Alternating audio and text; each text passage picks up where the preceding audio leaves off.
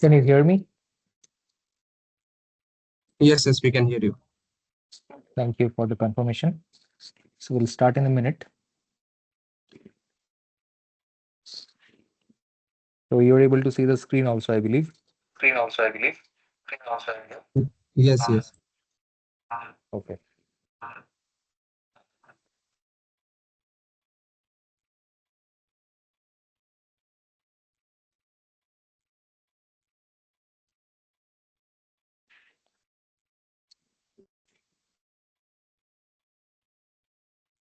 So welcome to the first session of this programming and data structures and algorithms using Python course.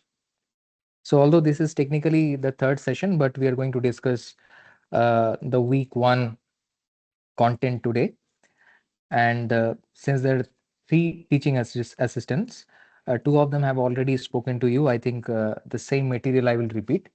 So the idea is to discuss certain questions. So you all of you must have received this email which said that there is going to be a live interaction session where a course team member will explain some sample problems, how they are solved. So that will help you solve the weekly assignments.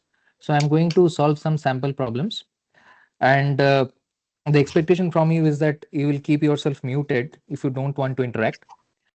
And if you have some questions, please unmute yourself and you can ask the questions to me. And I will try to answer that question.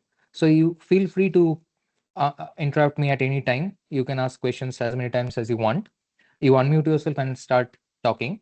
But if you are not interacting with me, if you are not intending to interact with me, then please keep yourself muted. So this will help us in smooth. Uh, Somebody is saying his voice audible to everybody. Somebody is not able to hear me.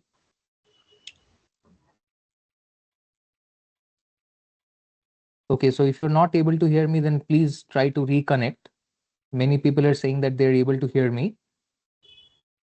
So Good it's evening, probably sir. not a. Yeah, go ahead. Sir, the question will come as to write the program, or program will be written, and the question will be to find to the answer of the program. So we are going to look at what kind of questions you can expect. So please bear with me. It will be clear to you in some time. Okay, sir. I am asking about the last semester, last exam, but not the assignment. The question will be like write the program about anything, or No, it will program be was MCQ. written. Program will be written. Mostly it will be MCQ. So you have to choose the correct option. Okay, sir. Thank you, sir. Thank you. So this is the first session. So we are going to be very slow. We are going to look at the basics. So next session onwards, we'll look at how to write programs. So today we are just going to get a feel of what this course is about. Okay. So today I'm going to be intentionally very slow. Uh, if you find it very slow, then you have to bear with me. So let's get started with the first question of the day. Excuse me, sir, I'm having a doubt. Yes, go ahead. Can we download the Python of the latest version, that is 3.1, 3.1? Yes. Okay, sir, thank you. But I'm unable to run the code in it. Okay. So what is the issue you are facing? Like after entering the code, if I run, Mhm. there's nothing visible in the terminal window. Okay. So since I do not have the exact context of what is the problem in your system, I won't be able to help you right away. But you can try to find a solution online, or if you go by the video. So I think in this week, the installation video is yeah. So if you go by lecture 4 of this week, you will be able to install Python. Which operating system you are at?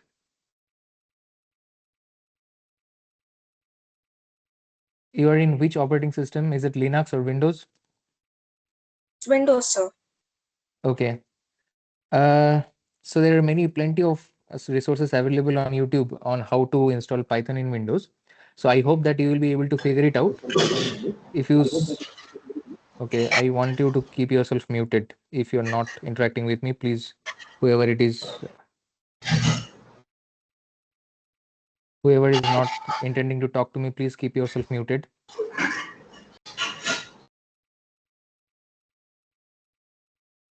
Yeah, so whoever is joining, while joining itself, you click on the mic mute button and join so that there is no disturbance when we are in the middle of the session. Yeah, so today I will show you how to, yeah, to answer, I think Tanuja's question, even if you have failed to install Python or rather install it correctly, I will show you how to run Python even if you don't have Python installation on your system. We can do it online. So today we will get to know this. All right. Yes, sir. Thank you. But ideally, you should be able to Sir, figure out. Yeah, go ahead. yes, sir. Sir, Sir, I wanted to ask. Sorry, sir. yes, go ahead.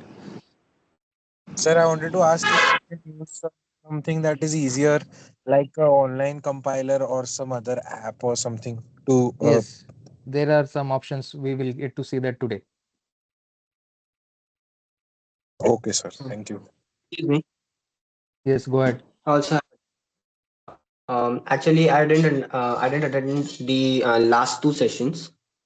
There is So, no dependence on the last two sessions. Today's session is completely independent of the last two sessions. In fact, this is a repetition of the last two sessions. So I am the third TA. The first two TAs have discussed the exact same thing, hopefully. okay, thanks. Okay. Please keep yourself muted. Yes, thank you. All right, so let's start with the first question.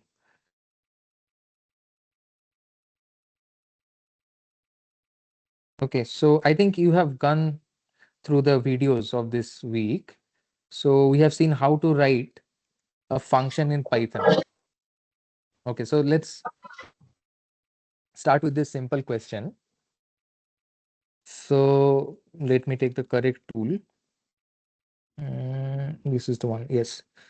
So here is the definition of a function. All right. So hx is a function which takes x as a parameter. So x is a parameter to this function h. Okay. So I believe that you have understanding of what a function is. So still I will be very slow today. So h is, this is the name of the function. So define def is defining a function. So h is the name of the function and x is a parameter that the function is taking. Okay, this is a parameter. Past recorded sessions are available. Yes, that is correct. So what does a function do? So think of it this way. Your screen is not visible to somebody. My screen is not visible. I believe it is visible to others. Is there anybody who can confirm? Yes, sir, it's visible. All right. So function is, think of it as a box. So this takes this. So you provide x to this box, and this box does certain processing and outputs an output which we call h of x. All right. So what is the processing it is going to do is written in these 4 lines. This is what it is going to do. So it takes x. So x is ideally an integer.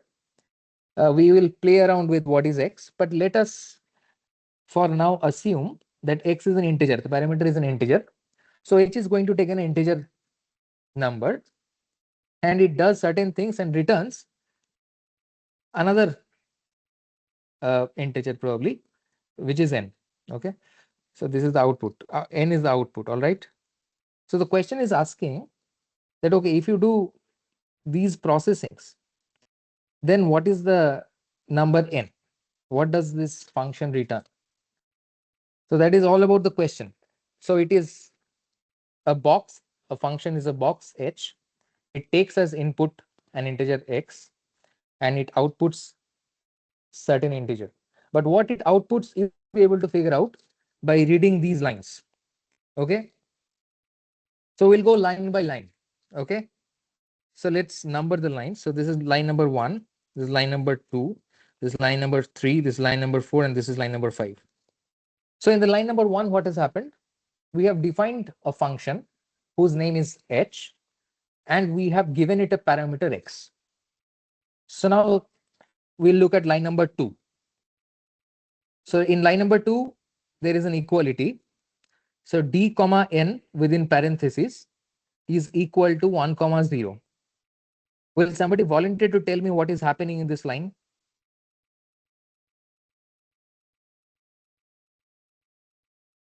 It's a corresponding. The value of D is equals to 1. The value of N is equals to 0. Absolutely correct. I think all of you who wanted to answer have the same answer. So this is an assignment which is going on. All right. So they have defined two variables d and n. So d and n did not exist before. You remember, see.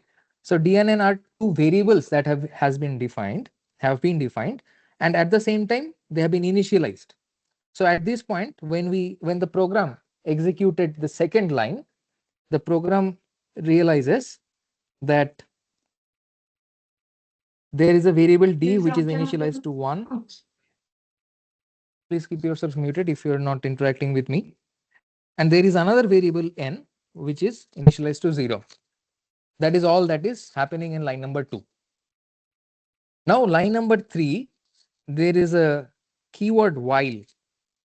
So what does this keyword do? You must have seen in the videos. This is a loop. That means this keyword is saying that whatever is following this keyword. So when I say following, see, these indentations are there. So this line is within the loop. Only this line 4 is within the loop, because you can see that this part is indented away from this while, right? Correct. So it is going to run this loop as long as the value of d is less than equal to x. Where is x coming from? X is a parameter, remember, x is known. X is a parameter. So this while loop will run as long as d is less than equal to x. Okay. So please keep yourself muted, whoever has unmuted. RP, Rohit, please. Rohit, please keep yourself muted. Thank you. All right. So where are we? Yeah. So now we have to. So we have to run this program with this parameter x is equal to this. Okay. So what is your parameter? Your parameter x is equal to this. When we will run this program, when we will say return, when we will say, or rather when we will print h of this number 27993, then what will happen is x will be initialized to this. So see, x is a large number, and initially your d is 1. So what we call this expression evaluates to true. So 1 is less than equal to 27993 is true. Therefore, this while loop will get executed. Okay, so we will go into this line. Okay, see, if you run this program with h of 0, then x value will be equal to 0, and therefore this while loop will not run at all. So this while loop will run only when d is less than equal to x. Is that fine? Yes, sir. Okay, so let us see what is happening here. All right. So we will now go to line number 4. So what is going to happen in line number 4? Let's look at that. So again, what is happening here is that an assignment, a reassignment is taking place. In this line 2, d was assigned to 1 and n was assigned to 0. Here a reassignment is taking place. Okay. So what is happening is d is now getting d into 3. So this is multiplication. The star symbol is multiplication. So whatever was the value of d, that gets multiplied with 3 and gets reassigned to d. So initially d was 1. So you multiply 1 with 3. So you get 3. So now therefore D becomes 3. So let's do that. So 1 gets multiplied with 3 and now D has become 3. So what happens to n? Whatever was the value of n, 1 is added to that. N becomes n plus 1. Have you seen Squid Game? Okay, what else? Okay, anyway. Okay, I won't be able to track the chat. I will, if you have questions, you can unmute yourself. So yeah, so n has become n plus 1. So what was the value of n? It was 0. So you added 1 to that. So n becomes 1. So after the first iteration, the value of D and N gets updated. So D was initially 1, it gets updated to 3, and N was initially 0, and it gets updated to 1. All right. And then again, because it is a loop, the control will go from line 4 to line 3. Again, this expression of the while loop will get evaluated. So we will again ask, the question will again ask whether the present D, the updated D, is it still less than equal to X? So what is the updated D? Is 3. Is 3 still less than this number X? Yes, 3 is less than this number. So again, the same thing will happen. So whatever was the value of 3 or D, that gets multiplied with 3. So now D was 3, D gets multiplied with 3 and it becomes 9. So do not think of these equalities as mathematical equalities, all right? These are programmatic equalities. So don't think that, okay, 3 is equal to 9, that makes no sense. That is not the case. So in every iteration, D is getting updated, and this is what we are capturing with this equality. So now D gets updated from 3 to 9 because we are multiplying with 3. And N gets updated from 1 to plus 1. 1 plus 1 is 2. So we will keep doing that as long as D is less than equal to X. Okay. So at some point, what will happen? At some point, D will become strictly greater than X. At that point, whenever this happens, the loop exits. The while loop exits. So at the while loop is terminated. The while loop is closed at that time whenever D gets greater than X, which will happen anyway because you are multiplying D by 3 every time. So at some point, we will have a large enough D which is larger than X. X is what? 27999, this number. Okay. And at that point, we come outside of the loop and come to line number 5. And we return that value of N. So remember, both D and N are getting updated. So at that point, whatever was the value of N will return. So what is N counting? So what is the meaning of N? So what does N mean here? Does it have any meaning? How many times? How many times the loop is running? Exactly. All of you are correct. N is counting the number of iterations of the loop. Okay. So at this point, I'll give you 2 minutes and you think for 2 minutes and then you can tell me that after how many iterations this loop will terminate, and at termination, what will be the value of D and what will be the value of N at termination of the while loop. N equals to 10, D equals to 59049. Wow, you're very fast. We'll like that. We're going to write it. So you are saying how much is D? 10. No, N is 10, no? N is 10, D equals to 59049. 59049. How did you get this number? By multiplying with 3 by before number. All right. Okay. Anybody has any other answer?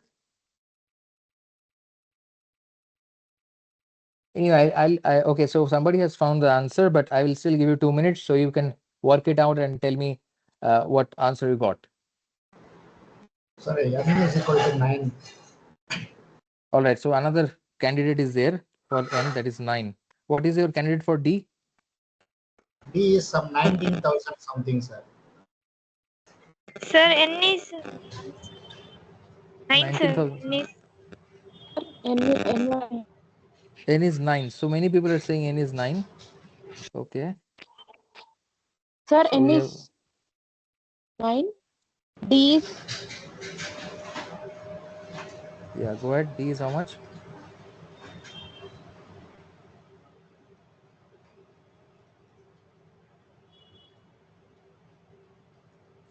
Sir, sir, D is 53,049, sir.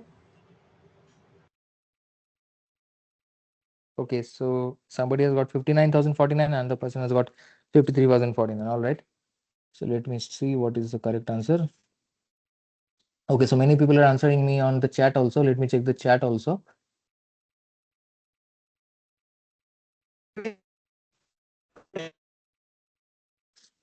Sir, D is 19,683.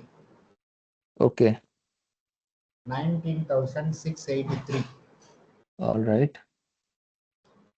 And it returns the value of n is equal to 9. All right. Fine.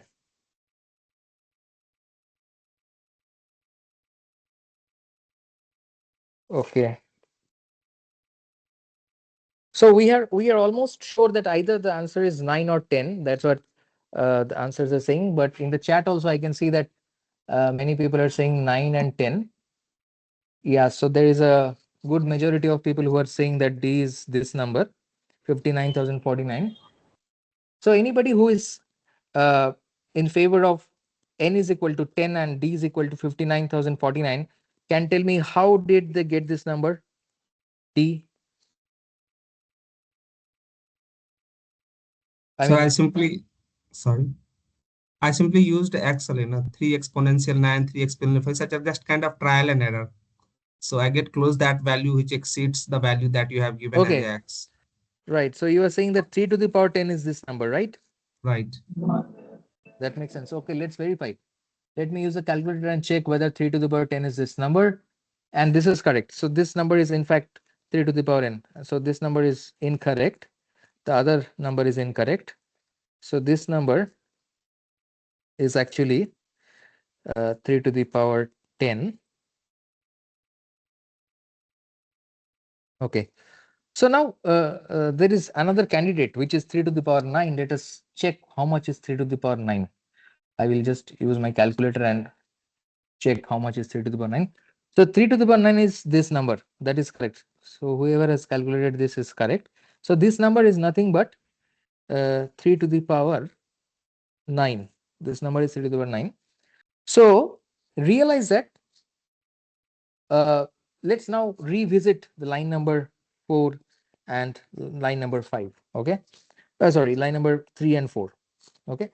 So after 9 iterations, n gets a value of 9. So at some point, n becomes equal to 9. So at that point, what is the value of d at that point? So at that point, the value of d is this number 19,683. Okay. And then we go to this while loop again because 19,683 is less than 27,993. So this number is larger than this number. And therefore, we have to enter the loop. So because this condition that d is less than equal to x is correct. So at that point, we enter the loop and again do this procedure. So this number 19,683 gets multiplied with 3 once more. That means 3 to the power 9 gets multiplied with 3 once more to get 3 to the power 10, which is this number 59,049. At that time, n gets updated to 10. Okay. So at that time, n is 10. Write it down. So at that time, d is this number and n is 10. So at that time, we again go back to line number 3 and ask that does this expression evaluate to true? Is this correct? And then we So realize that, could you okay, please this, explain it once again? okay, so after some iterations, n has become 9. Are you with me on this? So when n has become 9, so n is getting incremented every time the loop is executed and it gets incremented by 1 every time. All right. So after 9 iterations, n becomes 9 instead of 0. So n's value becomes 9. At that point, what is the value of d? So because n is 9, that means 3 has been multiplied with d's initial value 9 times. That means d has become 3 to the power 9. So whenever n has become 9, d has become this number, 19,683. Are you with me on this? Yes, sir. Okay. Yes, sir. So now we have to focus on the next iteration of the while loop. So in the next iteration of the while loop, this expression is asking that is 19,683 still less than equal to this number 27,993? And the answer is true. And therefore, the loop will get executed one more time. And what happens in that iteration? D, that is 19,683, gets multiplied with 3 and gets reassigned to D. So D becomes whatever it was, 3 to the power 9, this number times 3, that is 59,049. And N becomes 9 plus 1, 10. So this has happened after the next iteration. So we have N is equal to 10 and D is equal to 3 to the power 10, that is 59,000. What is the number? 59,049. All right. So at this point, we will again go back to the line number 3 and ask, is the expression of the while loop still true? But realize that 59,000 something is definitely greater than 27,000 something. So the while loop will exit at that point because the expression evaluates to false. So at that time, we will return n. We will come back to line 5.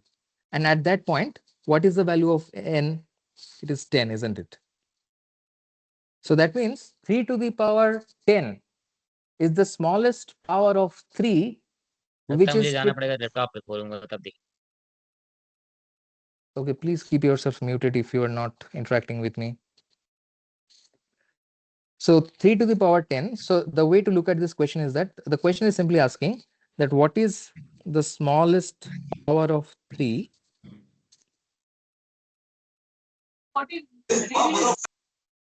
which is strictly greater than this number 27,993.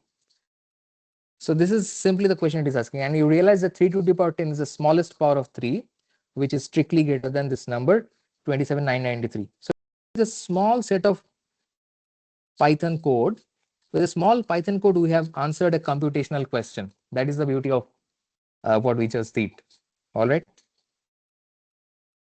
So we Sir, are it going to will run this take, program. Yeah, go ahead. sir, it will take more than 5 minutes to execute this type of problem. So how can you do in 2 minutes? It will take more than 5 minutes for whom? For a computer? No, sir, in exam. Oh, in exam. So I don't know in exam whether you will have access to a Python compiler, a Python interpreter. So you have to, so you, if you don't have access to a Python interpreter, then you just do it this way. So you keep multiplying. So in the first step you get 9, then you in the next step you get 27, in the next step you get 81, and you have to keep doing. So you have to do certain set of multiplications. So if you have to do it manually, then there is no choice but to spend 5 minutes. You are right. Okay, sir. All right. So let's do one thing. We will run this program on an online platform. And I'll show you that even without installing Python, how you can run this. So just give me a second.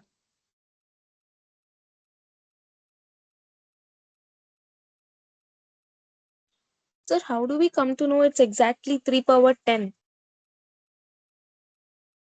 Yeah, so I just used my calculator.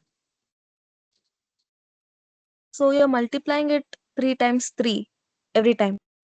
Yes, yes, yes. I am so the idea is you multiply with 3 and you get the number and you keep doing that. So whatever is, so you go on and do that manually. But all these things you may not have to do because you may have access to something called a Python interpreter. So we'll do that now. So I'm going to share my screen.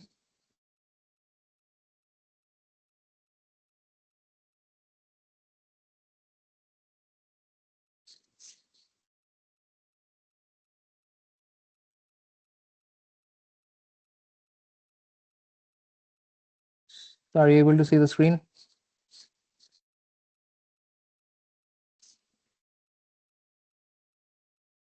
No, sir. Okay.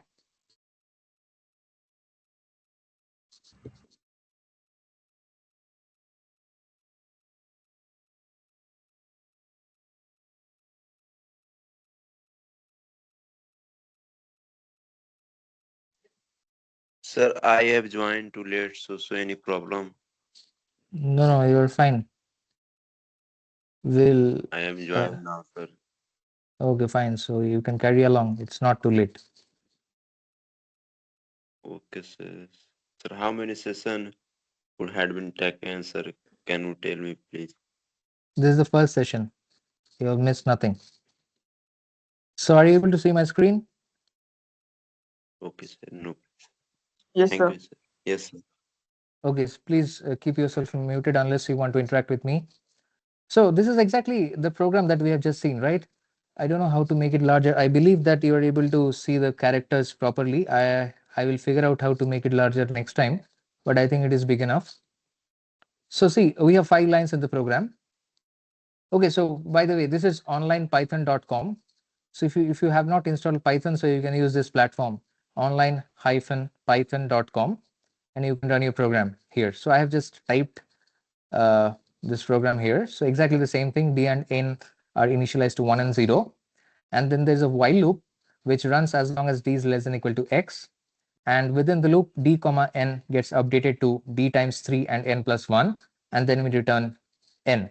And then now we are going to print what this function is going to return when we set the parameter to 27999. And I'm going to hit on this run button.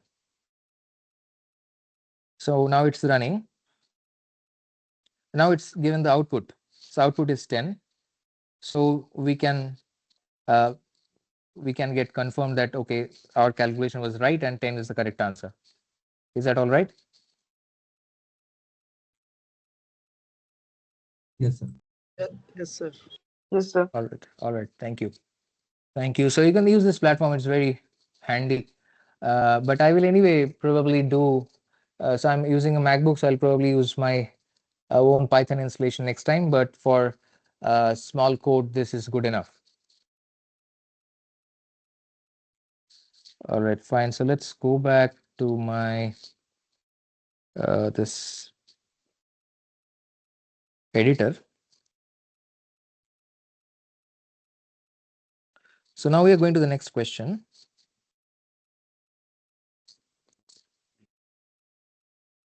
So here we are we are returning n, then why did we get d value? No, d is a large number. See, we have got 10, we have got n only. So n is counting how many times the loop has uh, uh, the loop has run. So how many iterations the loop has been executed, that is n. So d is initially was 1, it gets multiplied with 3. So d will be 3 to the power 10, which we have seen. It is showing n only. Why do you think it is d? It is returning d.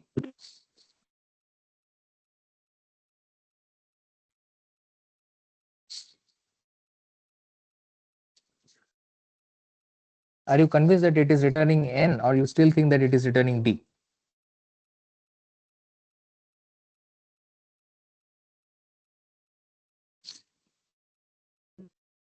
N and Sir, D. can you once again try in the code? Try run. So Yes, this sir, it is record, explained. yeah. So I think we'll have to move to the next question, and this session is getting recorded. You can look at the recording Okay, because sir, no problem. yeah, you joined late, so yeah, you can look at the recording. I will put it on YouTube. So let's, for the sake of time, we'll move to the next question.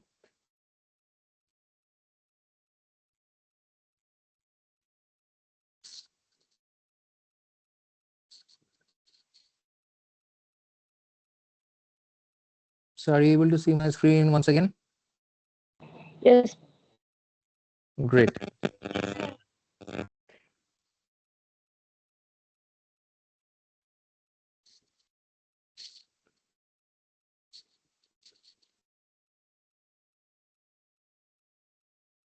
Sir, please So can you again, scroll down the page? you want me to scroll down? Yes, sir. Please, one second. Scroll up, you mean? There's nothing in the. A little more down. That's it. That's it. That's it. Okay, sir. Okay, got it. Thank you. All right. All right. So we're moving to the next question. Again, we have a function. So by now we have understanding of what a Python function is.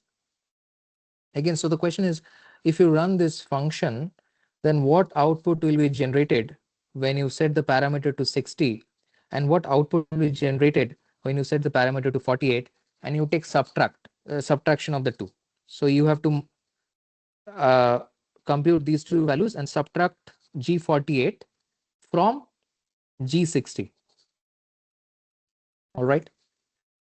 So now let's go over this program again one line by line. So this is line 1 where the definition of the function is. It's line 2, line 3, line 4, line 5, and line 6. Okay. So what is happening in line 1? We are defining the function. So we decide the name of the function. So you can decide whatever name you wish. So the name of the function is G. It takes a parameter n. Okay. So ideally it is an integer, and then it initializes a variable s to 0, and then there is a for loop. In line 3 we have a for loop, and this for loop runs. So okay, so let's look at how do you write a for loop. So you say that for I, so I is the iterator of the for loop, for I in range 2 to n. So as long as I is in the range 2 to n, so what does range 2 to n so mean? So range 2 to n means it's a sequence of numbers starting from 2, 3, 4, and ending at n minus 1. So that is as per convention in Python. So it's a sequence of numbers from 2 to n minus 1. That's what range 2 to n, 2 comma n means. So as long as I is in this range, you check whether n remainder I is 0. That means if you divide n by I, the remainder is 0. So this is the remainder operator.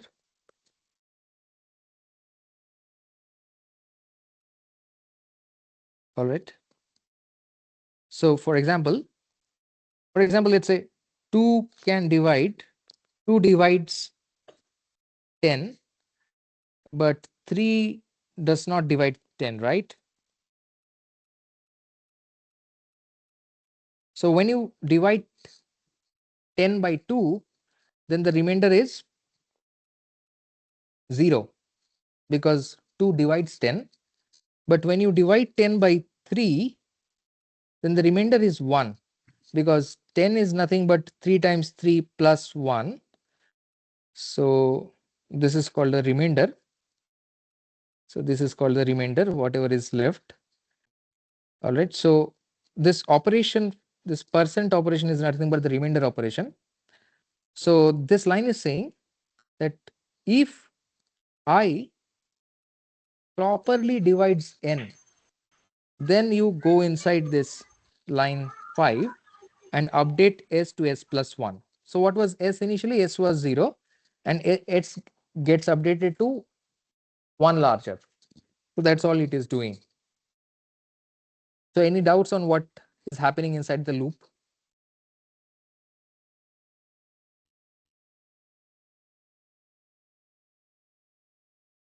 Saru, Okay, so sir, 10 2 answer 2. Sir, 2 sir. Sir, okay. sir, how is the loop is related to the given question, sir? How is the loop Sir, related answer to? 2. All right, fine. So everybody who is saying answer to, thank you so much. We will see what it is. Thanks for your input. What is the question you were asking? How is the loop related to? The given question, sir. Okay, fine. So I will because this is a new construct for loop, I will again go through what is going on. So there is a loop which we call a for loop. it runs from 2 to n minus 1. So what is n? N is the parameter. So parameter is, let us say we compute G60 and then it will be clear. Okay. So let us compute G60. Then you will realize what is happening. So let us compute G60. So whenever we are computing G60, it means that n is set to 60. Okay. So now the control is here, s is set to 0. Now what is the value of I? The first value of I is 2. So this loop will run for all these values of I starting from 2 till n minus 1. What is n minus 1 for our purposes? N is 60. So n minus 1 is 59. 1 less than n. All right. 59. So this loop will run for all values of I starting from 2. 2, 3, 4, 5, 6, 7, 8. It will keep running till I is 59. Okay. So each time it is checking whether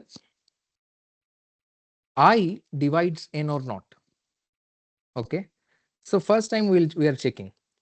So first time question is 60 divided by 2, does it leave any remainder? So now you tell me, does 2 divide 60? Is 2 a factor of 60?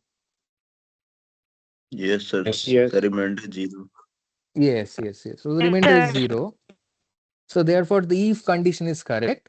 So this line number 5 will get executed. So what was S? S was 0 and now it gets incremented to 1. So S has become 1. So basically we have counted a factor of 60. We have counted that, okay, 2 is a factor of 60. So you can realize that what this program is actually doing is counting something. What is it counting? Factors. Factors, sir. Yes, yes. So it is counting that how many factors are there for 60. How many numbers are there that divide 60? That is what it is counting. 12 numbers, sir. Yes, so somebody is saying that the number of factors of 60 is 12. So anybody has any other answer? Factors of 60 is 7 and 48 is 5, sir. Okay, so you are saying Sir, 7. 2 to, sir, range is 2 to n, so factors is 10, sir, for 60. All right. Sir, 60, sir. For 60, it is 10. Okay. For So whoever is 48, saying, okay. for 48, it's 8. Okay, so For whoever is 48, it's 8, sir. all right. So there is a pair of answers. G60 is 10, G48 is 8. Whoever is saying G60 is 7, what is your answer for G48? 5, 8, sir. sir. 5. Okay. So let us count. 8. Okay. So now we have fair understanding of what this program is doing. It is counting how many factors the number 60 has, and then we will run for 48, and then we will take the difference of the two outputs. Okay. So let's do it for 60 manually. So definitely, so first of all, we are counting for G60. All right. So let's do this with the color red. So 2 is definitely a factor of 60. 3 is also a factor of 60 because 3 into 20 is 60. 4 is also a factor of 60 because 4 into 15 is 60. 5, is it a factor of 60? Yes. 5 into 12 is 60. 6 into 10 is 60. 6 is also a factor. 7, no, 7 is not a factor. 7 does not divide 60. 8 also does not divide 60. 9 also doesn't divide. So 10 divides. 10 into 6 is 60. 11 doesn't divide. 12 divides. 12 into 5 is 60. What is the next one? 15. 15. What is the next one? 20, 30. 20, 30. Okay. Is there any other factors?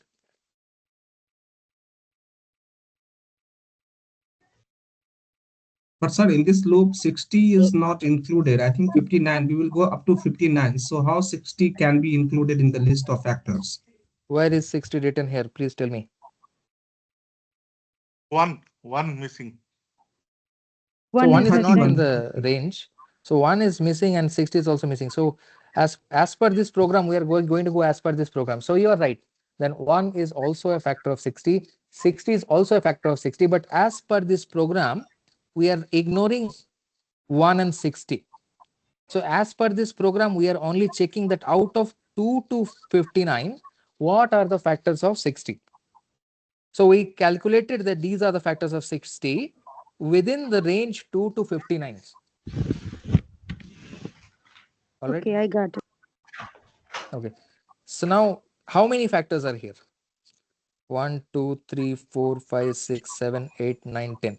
So whenever, please keep yourself muted. Sudeep. Sorry, sir. Okay. Yeah. So what are we doing? So we are saying that whenever i's value is 2, this expression evaluates to 1 and s is incremented from whatever it was to +1. Whenever I is 3, s is again incremented. Whenever I is 4, s is again incremented. So at each of these values, whenever I is 12, this s is again going to get incremented. So how many times s is going to get incremented?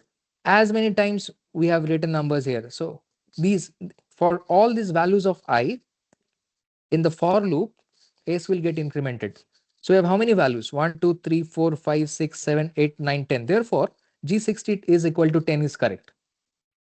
So whoever was saying G67, do you understand or do you realize that, are you convinced that G60 is 10 and not 7? Right, sir. Yes. All right, thank you. Thank you for your confirmation. So now we will also count what is G48. So, sir, according to you, sir, we try to find the factor of the given parameter inside the function and then Yes, count it at that number of time this is increment. Also, our answer will be 10. Am I right? yes, you are right. Okay, sir. Thank you, sir, for explaining. So let us calculate that starting from 2 to 47, now we are counting G48, we are computing G48. So our loop will run from 2 to 47.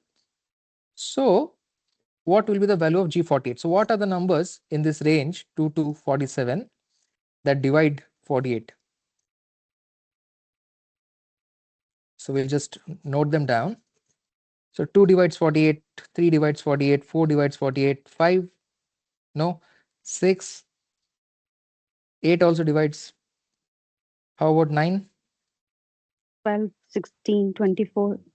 Yes, 9 is not correct. So what is after 8? 12? Yeah, it's 12.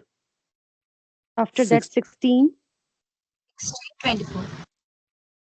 Okay, so 24. these are the numbers. Anybody else has any other numbers? So these are the numbers which are, okay, which are going to divide 48. And whenever i's value is any of these things, this expression will evaluate to true, and therefore we will go inside the if condition and s will get updated to s plus 1. So therefore, how many times s will get updated? As many numbers are here. 8 numbers are here. So s was initially 0. 8 times it gets updated, so it becomes 8. So G42 is going to be 8. So this is correct. So 5 is incorrect. I'm going to remove it. 7 is incorrect. So now we have found these two quantities, G60 and G48. That's what we are looking for. We have to take the difference of the two. So 10 minus 8 is how much? 2. So therefore the answer is 2. Whoever said answer is 2, you are right. Congratulations, you have got it before anybody else. But that's not the point. The point is to understand what is happening step by step. Okay. Uh, fine. Mistakenly written. Fine. 1 is not going to be included because, so 1 is also a factor of 48, but 1 is not going to be included because as per the program, we are starting from 2. So let's run this program on my, so I would encourage you to run this program on this onlinepython.com. All right. But I will do it for you.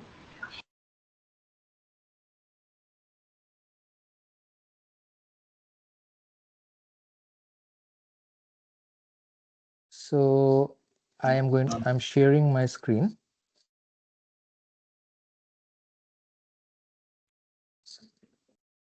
Is the screen visible by now?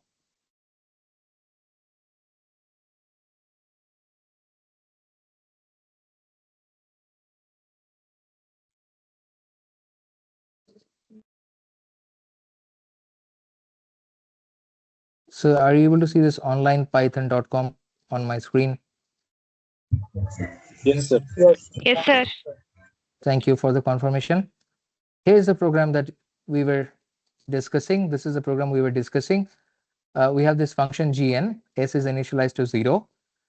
I is the iterator of the for loop that runs as long as it is in the range 2 to n minus 1, and is checking whether I divides n. If it does, then it increments s.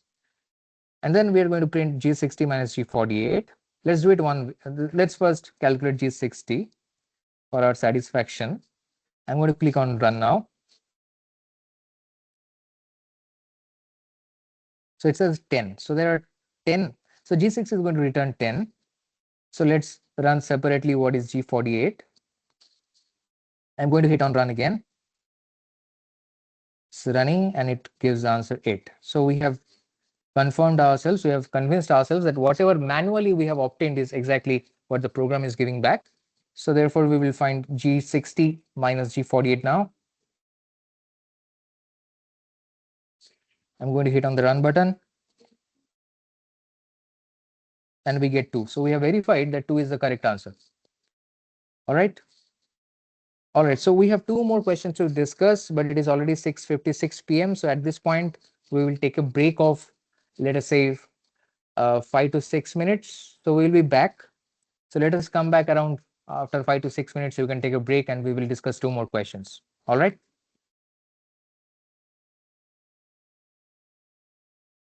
Okay, sir. Sir,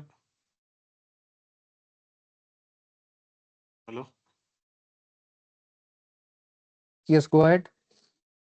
You have a Sir, question? these questions are not so much difficult, but it was taking too much time to calculate. So I think in exam, how will we able to calculate these things in certain pressure, like in 2 minutes? I don't know how to do it. So this is the way to go. I mean, if you have to do it manually, it will take time. Even it will take time for me. The best thing is you try to understand, you try to figure out that what this program is actually doing. Yes, sir. If you can, That thing we are getting understand, but when we are doing this type of problems ourselves, it was taking more than 10 minutes, 5 minutes. Like I have solved a question yesterday that has taken about 30 minutes. Like m minus one type of question, 87 has this type of question assignment question. This has taken say, half an hour. So so better, I why don't you just, if you have convinced yourself that you understand what is going on in the code, then you can just copy the code and paste it in onlinepython.com and get the output and yes, verify. sir. Doubts are getting very bad, but the thing is that we are very much I not understand what you are satisfied. saying. You are saying Yes. that why is it taking so much time, but there is no other way. The other way is you copy the code and run it in your No, sir. system. We have got it. What you are telling, but in exam, what will we do? I think what we can do or I can do to Is solve it this in. possible? Yes, yes. So you write an email. You write an email, or rather, you have any email where you can Yeah, the contact? thing is that actually, sir, we have heard that the IITians are given so much type of difficult questions to pass in their exam.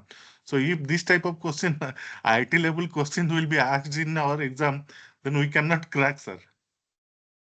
That is the I do not think it is IT level question, but anyway, I agree with you. But see, this is a very basic question to start with, and as we progress through the course, we will yes, sir. see much more complicated stuff. Yes, And sir. Yes, sir. as far as time management, so the question, if I understand, is about time management, how you can do it fast. So I think Yes, it sir. will come with practice. If you write more programs, you will get to improve on your speed. Yes, sir. Yes, sir. Thank you, sir.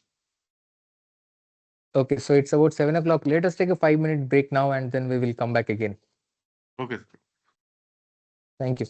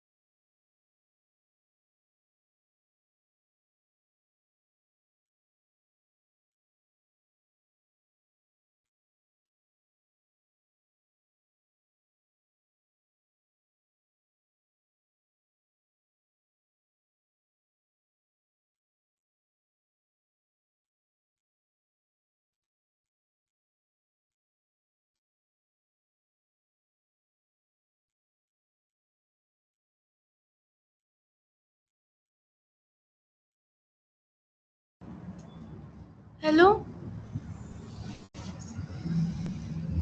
Hello?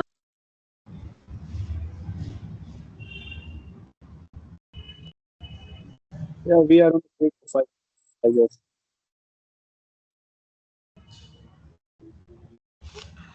Sir?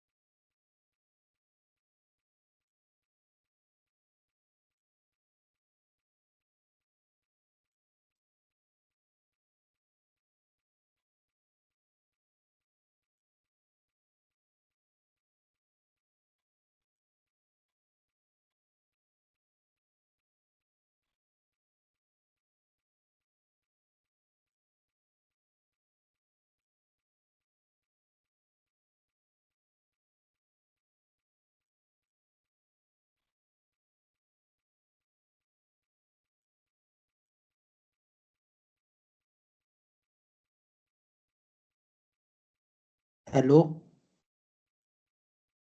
hello. Yes, say Yeah, something. we are. We have a break for 5 to 10 minutes.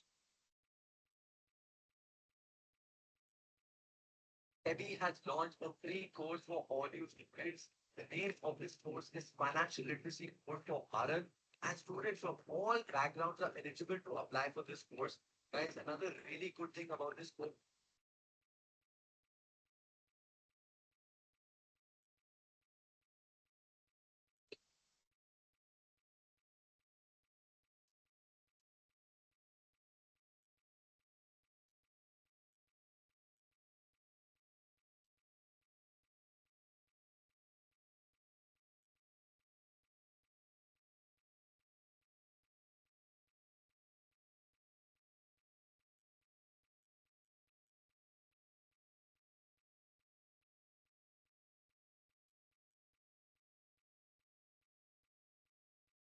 A four steps చెప్తాను. First ఈ app లో మీరు ఎక్కడైనా సరే కలిసి movies చూడొచ్చు, songs వినొచ్చు, చూసి చూసి ఫోటో షేర్ చేసుకోవచ్చు, చాట్ కూడా చేయొచ్చు. సెకండ్, ఈ యాప్ లో జస్ట్ దీన్ని మీరు ట్యాప్ చేస్తే మీ పార్ట్నర్ మొబైల్ లో నోటిఫికేషన్ వెళ్తుంది మీరు మిస్ అయినట్టు. Third, But why is nobody talking about this under 70 rupees pack? That not only contains mango butter, shea butter, avocado oil, vitamin E, but also SPF, and is a great way to protect your lips this winter while staying under budget. But why is nobody talking about this under 70 rupees pack? That not only contains mango butter, shea butter, avocado oil, vitamin E.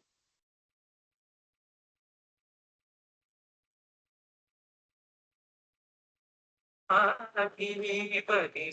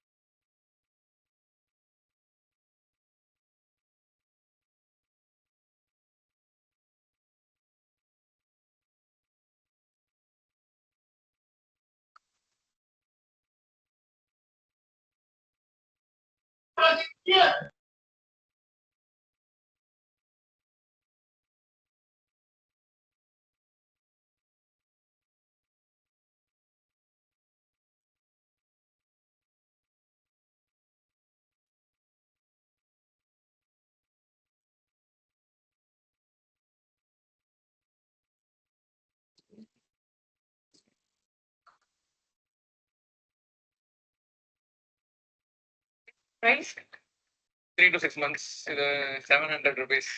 3,500 rupees. Please keep yourself muted. ₹100. என்ன ஒன்று ₹100 2 வாங்கிப்போம் இல்லை ₹250 வச்சுக்கலாம். Who is this person? கூட்டம் கிடையாது. Simhatri Tanmay. Please keep yourself muted.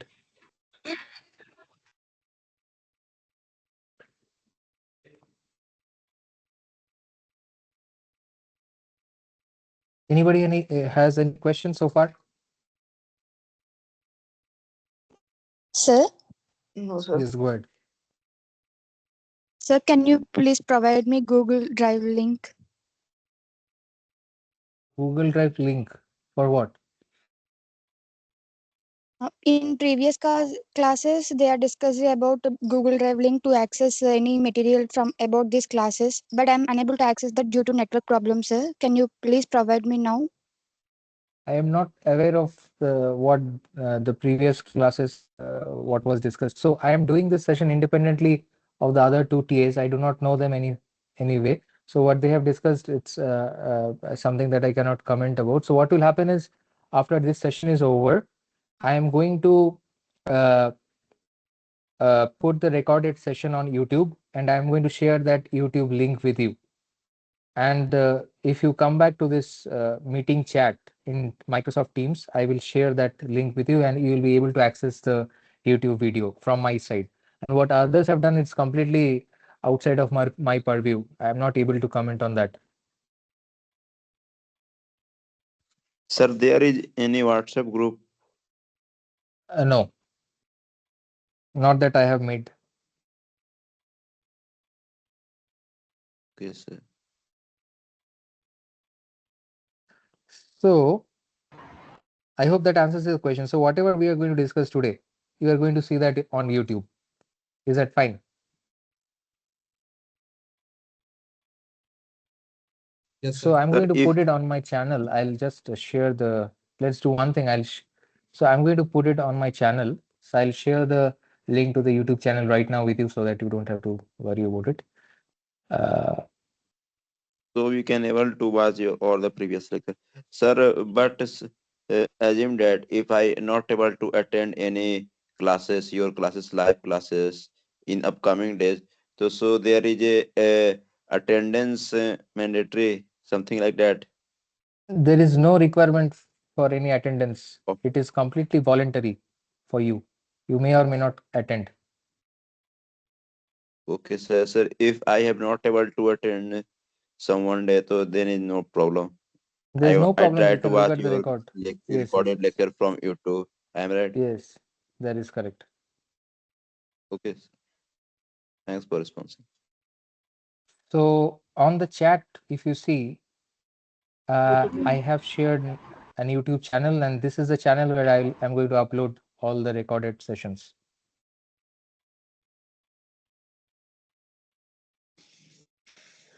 Sir, what name your YouTube channel? Channel name is InfoBliss. Channel name also I will write What? down. I will write it down. Don't worry. Please check the Okay. chat. It's InfoBliss.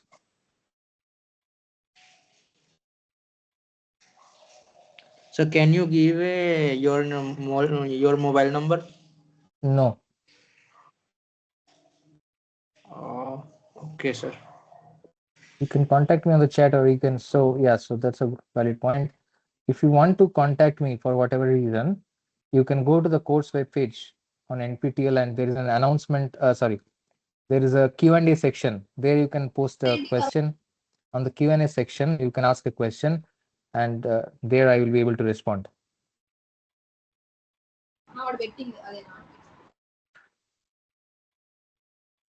All right. So, sir, there is no classes recording in YouTube channel of the yesterday or previous day.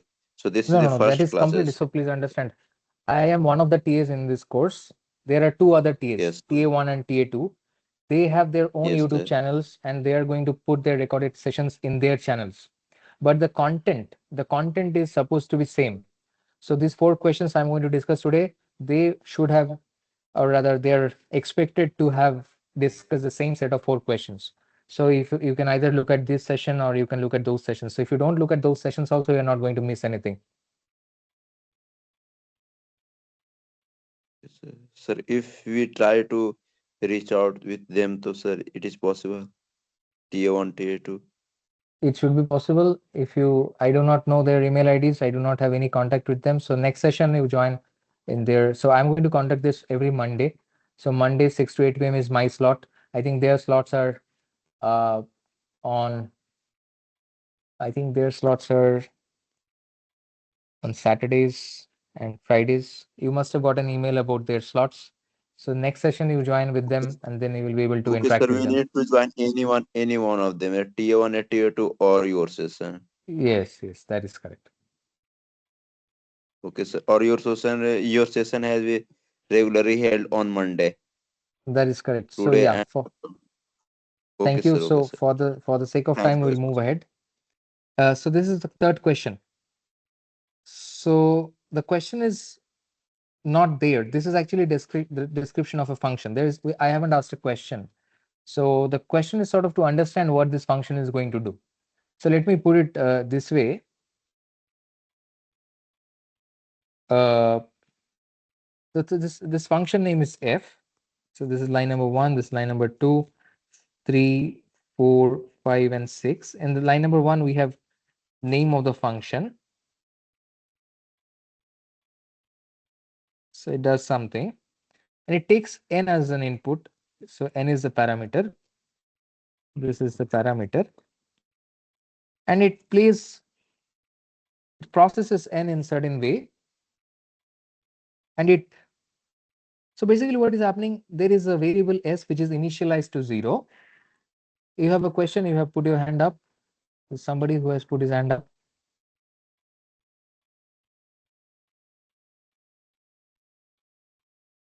Okay. So s is initialized to 0. But s gets updated in line number 5 within the for loop if this if condition is satisfied. Okay, so if s gets updated, s becomes 1. So see, s has two possibilities. So s can be either 0 or s can be 1. So if this line number 5 is never executed, then s remains 0. So for a fact, the default value of s is 0. But if for some reason this line number 5 is ever executed, then s will turn to be 1. So what is this expression? So 1, if s is 1, then 1 remainder of 1 when divided by 2 is 1. And if s is 0, then remainder of uh, 0 when divided by 2 is 0. So this is basically, so this is in this case equivalent to s itself. So if s is 0, then s percent 2 will be 0. And if s is 1, then s percent 2 will be 1. Because this is the remainder function. You remember this is the remainder. Excuse me, sir. Go ahead. What is the double slash mean in if condition? All right. So we will look at this double slash. So in the fourth line, we have a notation. So this is basically the floor function. So anybody knows about the floor function? Yes, sir. I know. Okay. So what is, for example, I'll give you an example. So let us say I have 7 and I divide 7 by 3.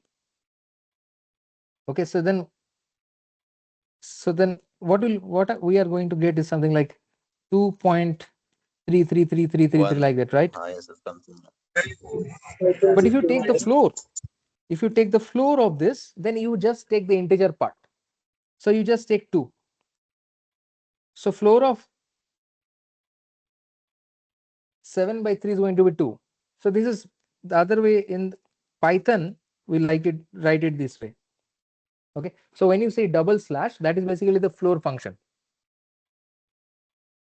So n is being divided by I, and you are taking the integer part. Okay. Yes, sir. Right. Akash has rightly said. So there's a good point Akash made. So somebody can tell me, like Akash is saying, what is the floor of? He's saying minus 2.3. Other than Akash has put it correctly. -2. All right. -2. But yeah. So now I have to. I mean, so it's not -2. Now we have to understand floor function. -3. -3. Yeah. -3. So -3 is the correct answer, because let's understand the floor function. So this is the number line. Move toward the left integer is a small Yes, yes, yes. integer Yes, floor yes, but yes. Okay. So this is the number line. Yes. This is the number line. I'm drawing the number line. So negative numbers are to the left of 0 and positive numbers are to the right of 0. So if I take a number here, for example, 2.3, and if I ask that what is the floor of 2.3, then I have to take just immediately left the integer that is immediately to the left of this point, that is 2. That means it is the largest integer. It is the largest integer which is smaller than this number. So therefore it is 2. But if I take this number, which is minus 2.3, and ask what is the floor of it, again I have to go to the left, immediate left. So what is the largest integer which is smaller than minus 2.3? Is it -2 or -3? -3, sir. Yes, yes, yes. So that is the meaning of floor. Okay. Okay, fine. So let us say for now we will assume that n is positive. For now, let us assume that for this function we will see how it behaves. But now for ease of explanation, assume that we are going to set the parameter n to be positive all the time. Okay. So now you have to understand what is happening. So what does this function f do? Okay, so the question is, what does fn return? So when does fn return true? So the question is,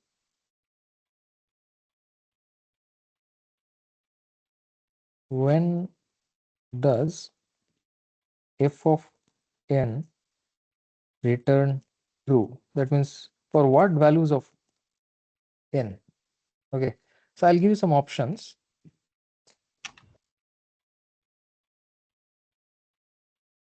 We'll also discuss Sir, it. what is the operation is going to be done on n, sir? N double float I. Double. For the square values. Yeah, what is it Sorry, you're sir. saying?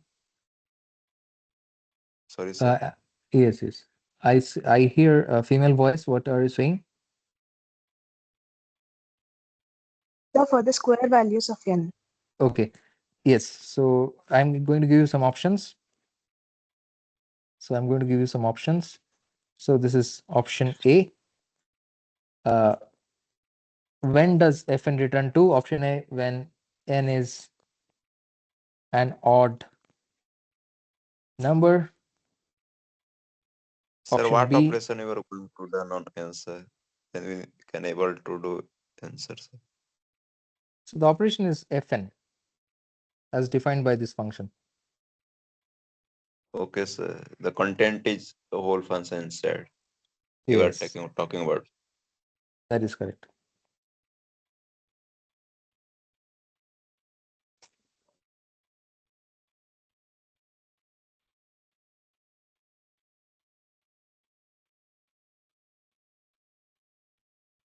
So I have given you 4 options. You have to choose It's one option out C, of sir. these 4. Perfect. Yeah, so 2 persons are saying that it's option C, that when does fn return true? Okay, so how many of you are with option C? Sir, perfect square. Okay, okay, many people I can see in the chat are saying it's option C. Anybody who has any other opinion?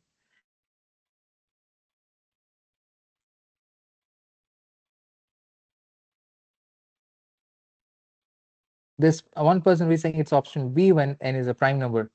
Okay. So there are two bets. Most of the people are betting on C. There is some vote for B also. Some people are saying Sir, it's B, B. sir. Prime. Okay. Prime. All right. Okay. Okay. So a lot of people are with B as well. So first of all, let us understand what is a prime number.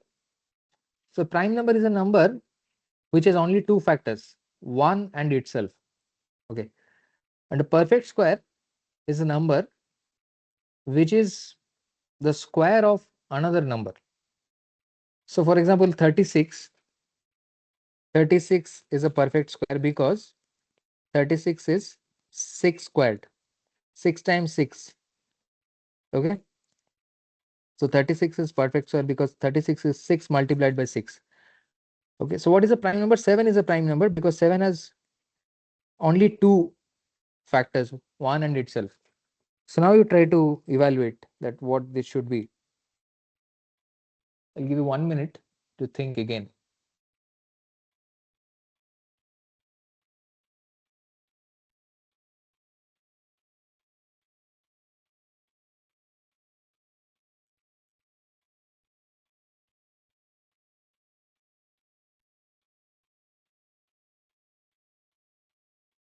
So Harleen thinks it's B, Avinash thinks it's B, Salmavi thinks it's C, Avinash, okay, Nathan thinks, a lot of people are confused between B and C. So one person is saying Sir? D as well.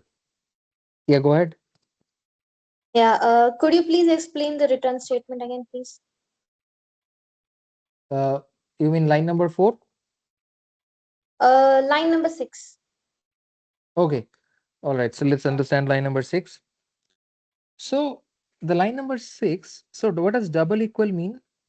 So it's actually a comparison. So double equal is either going to return true or it is going to return false. So if the left hand side and right hand side are same, then this expression is going to evaluate to true. So it is checking whether the left hand side and the right hand side are equal or not. Okay. So what is the right hand side? Right hand side is 1, pretty clear. What is the left hand side? Left hand side is s remainder 2. That means when you divide 2 by s, what is the remainder? So basically, the left hand side is checking, the left hand side is 1 if s is odd, and the left hand side is 0 if s is even. So now we have already seen that s has only two possible values as per this program. The default value is 0, and if for some reason the line number 5 gets executed, then s is updated to 1. So if for some reason s gets updated to 1, then s percent 2 will also become 1, and therefore 1 equal to 1, this expression will evaluate to true. So this return statement will return 1, or rather true. This line number 6 will return true if and only if line number 5 gets executed at all. If even if once line number 5 gets executed, then line number 6 will return true. And if line number 5 is never executed, then s will remain to be 0. And therefore left hand side will be 0, 0% 2 will be 0. And therefore this equality will not be true and the returns will be false. Sir, I have a question. In the return statement, you have written as modulus 2. Am I correct? Correct. So as if the condition is met, so we always get as equal to 1, right? Yes. So 1 modulus 2, will it ever be 1? It is always going to be 1. So 1 modulus 2 is 1 divided by 2 or is 2 divided by 1? So 1 modulus 2 is you divide 1 by 2 and get the remainder. So if I divide 1 by 2, will I get 1? If you divide 1 by 2, you will get remainder as 1. The division will be, so There is a divider, so let's understand division first. So suppose I divide 5 by 2, or let's do it even more naively. So let's divide 5 by 2. Okay, so you get 2 with remainder 1. So, sir, Okay, here I'm confused whether S is a numerator or denominator. When you say S modulus 2. S is here. When I So say S S is a modulus 2, numerator. yes. So Numerators S and is 1. So 1 modulus 2 is equal to 1. So 1 divided by 2 Yes. equal to 0.5. So it becomes 1. Let's do this. So when I am saying 1 modulus 2, I am doing this. So 1 I is am going, dividing 1 by 2. so it will be 0.5. So I get 0 with remainder 1. So I'm doing integer division. It is not fraction. So you are thinking in fractional terms. Think that you are going to get an integer. So there is a Got it. divider. Yeah. Got it. Sir, I have a one question. Yes. Sir, written statement is written inside the for loop or outside? Outside the for loop. See, the for loop is only line number 4 and 5, because see, the for and return are in the same level. That means the return is outside. Whatever is inside the for loop will be indented into the for statements. So this line is intended in indentation, means we have left some gap here. No, so this gap is identifying that this line is within the for loop, and this gap is identifying that this line is within the if statement. But this entire two lines together is within the for loop, and return statement is outside the for loop, because they are at the same level of indentation. Okay, sir, got it.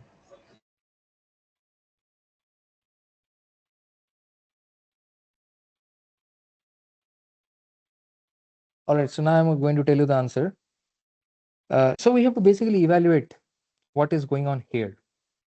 So if for whatever reason this statement is true, then line number 5 will get executed and S will become 1. And if S becomes 1, then this statement will be 1 is equal to 1, and that will be true. So the question is, when does Fn return true? Then we have to understand. So let's take one by one. Let us say n is a prime number. So people have voted for B and C. We will look at B and C separately.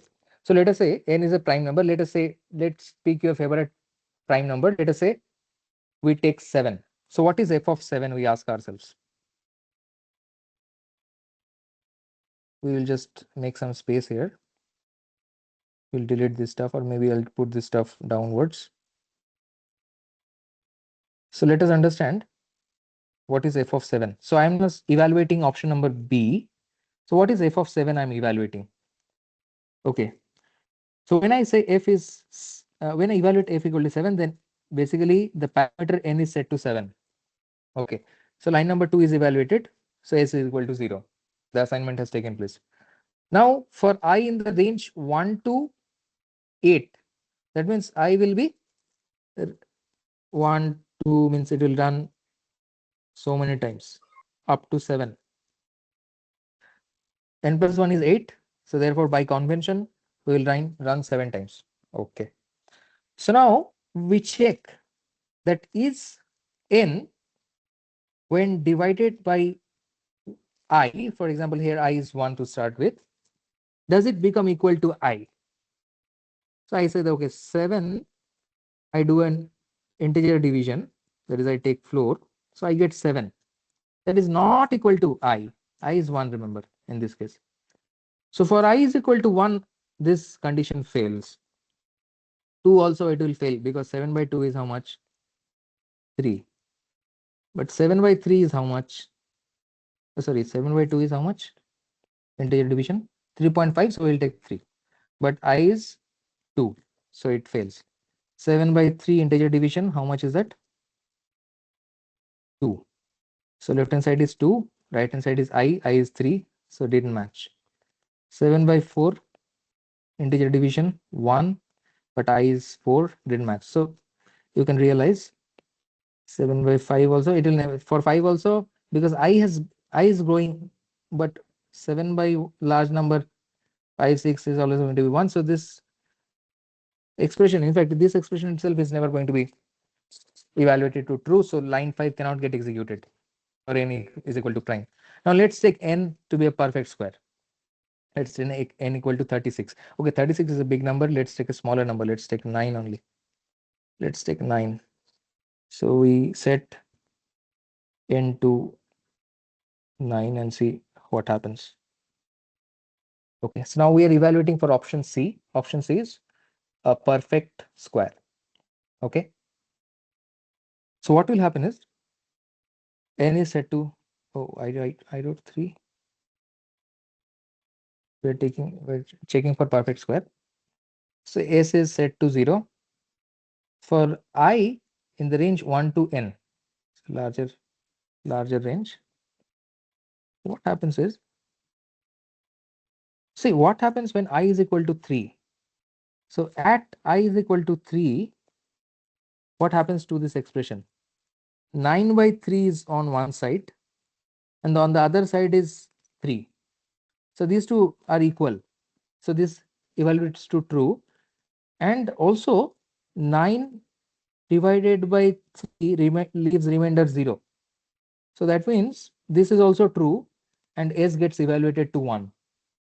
So S gets assigned to 1. So for a perfect square, both these conditions will become true. That the perfect square divided by its square root. So whenever I is 3 means whenever I is square root of n, n by square root of n will become square root of n. And because it is a perfect square, it will also, the square root of n will divide n properly. So both the expressions will evaluate to true and the if condition will be true. So when both the conditions are true, then the if condition as a whole is true and line number 5 gets executed. So S becomes 1 and thus the return will be true. So we are happy. Now we have to verify it, but we are almost sure that n is a perfect square is the correct answer. But we will replicate it on our program. So any questions so far? So, Yes. so what was the necessity of taking the integer division function? Like, would it not give the same result taking normal division?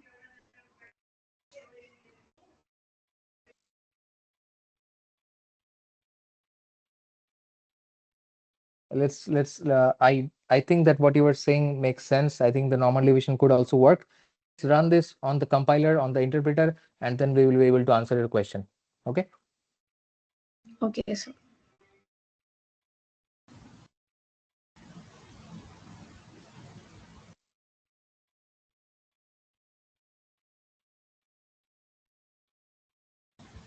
Excuse me, sir.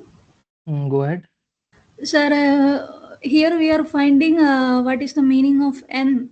So we can do like this now.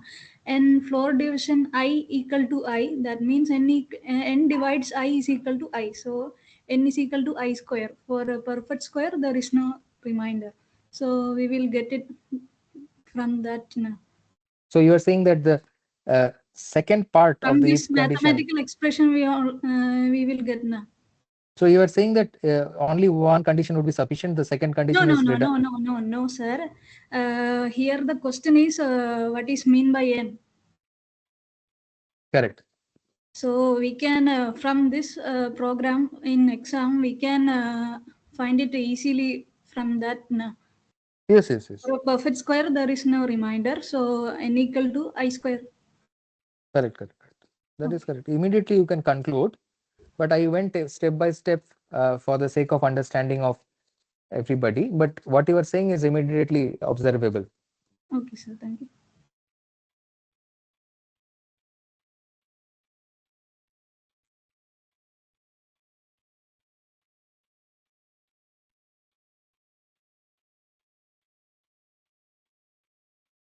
So I think you were able to see my other screen.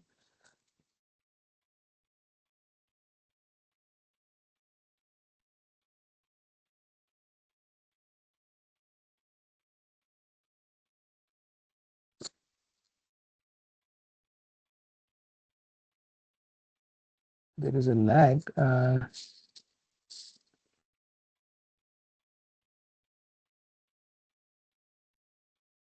Are you able to see the screen now? Yes, sir. So I'm going to run this, and also whatever suggestion all of you have made, we will see if that is true. Okay, so this is online Python. I'm going to make a new program here. Okay, so let's call it week one, question 3, and I'm going to paste it here. And fine. So this is all we have. I'm going to print. Okay, we have to be correct in the indentation. I'm going to print f of 9. Okay. So this is the same program that we were looking at, and I'm going to print f of 9. That means 9 is a perfect square. So ideally, it should return true. So I'm going to hit the run button and saying true. So for a perfect square 9, it is saying true. Let's do it for another perfect square. Let's say 16. I run it again. It's saying true. For example, I do it for a non-perfect square. Let's say 15 is not a perfect square. I hit on the run button. It says false. So our intuition is correct. Let's say we do it for a prime number. Let's we do it for 11. Hit on the run button. Again, it fails. Now we'll implement the suggestion that somebody had. Somebody said that, okay, why don't you simply divide? And let's say we do it with single division. Hit the run button. It says false. Let's do it for a perfect square. Hit the run button. Yeah, I think with a single division also it should work. So as long as the division is giving you integer value, it should work. So I hope I have answered your question. Whoever asked me the question. Yes, sir. Okay. So will this work with negative integers also? Let's try to do that. Let's try to do that. Okay, let's say -9. Okay, so -9 is saying false. Let's try to do it with double.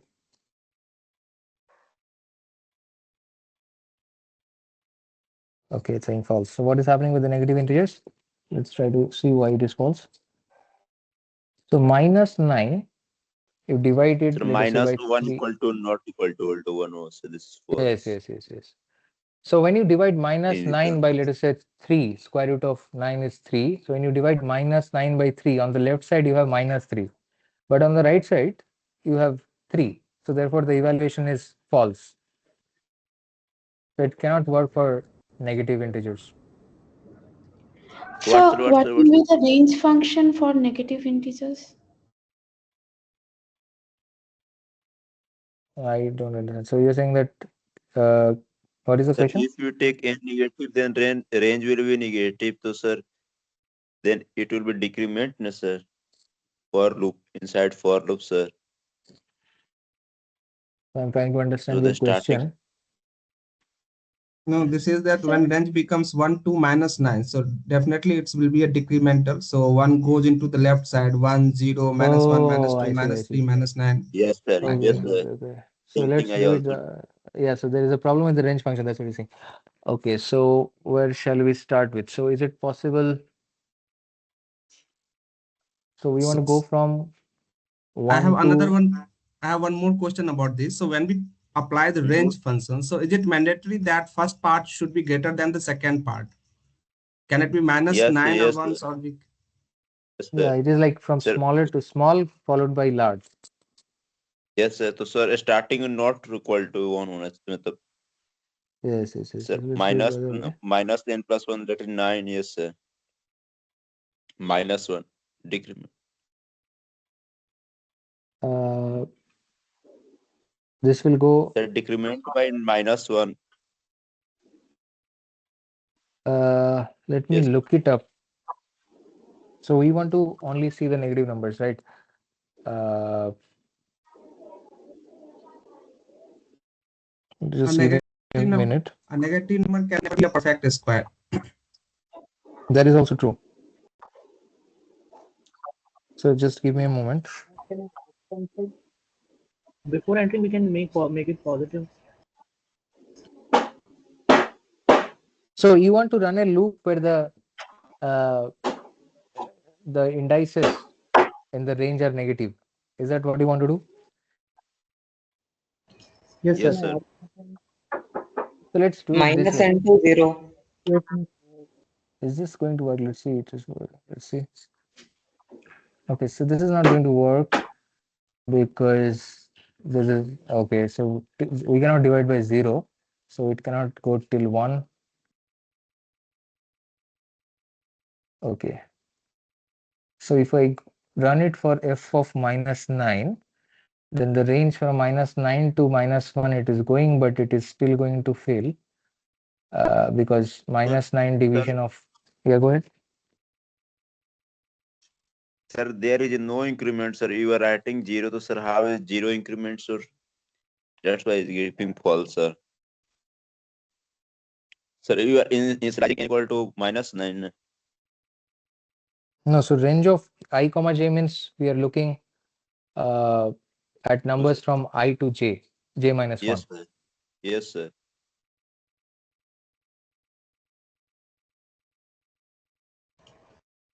Can we just print range first? Okay. Sir, let's print range. Sir, we need to, sir. Okay, so I'm going to print increment, decrement, sir. N comma 0, then -1, yeah, something like that. We'll see first what is the range for a smaller number. Hello. Yeah, go ahead. Hello, sir. Yeah. For the number n is equal to -9, Yes. I cannot be equal. I cannot be equal to I. This condition never be true. Correct. For n, for -n, n slash I. Sir, is there any way to add a condition saying that I less than 0 in the range function? Sir, yes, go ahead. we can change the range function to -n, comma n plus 1. No, so if we are only concerned about negative numbers, if we say that, okay, for n, the input is going to be negative numbers only, then we will do some changes. You are right. But for now, I have printed the range n to 0. Sir, according to you, sir, according to if you done the same loop using while loop, then there is no increment decrement, sir, because you are taking n comma 0. So where is the increment decrement? If you're not taking the negative number, then we will put starting and range. And So if you range take n negative, comma 0 means, then see, yeah, I'll tell you. yes, sir. So, yes. Let me answer your question. So It's I am maybe not sure, sir. It's maybe my opinion. It's maybe, sir. So for example, here I am setting n to -4, right? So Yes, sir. now for range -4 to 0, I have got -4, -3, -2, -1. So it's incrementing from -4 till -1. So Yes, sir. range of I comma j means I plus 1 till j minus 1. Sir, Yes. sir, I have one suggestion, sir. We can add in the line number 5. If n floor value by I is equal to, it's equal to, we can put minus I, sir.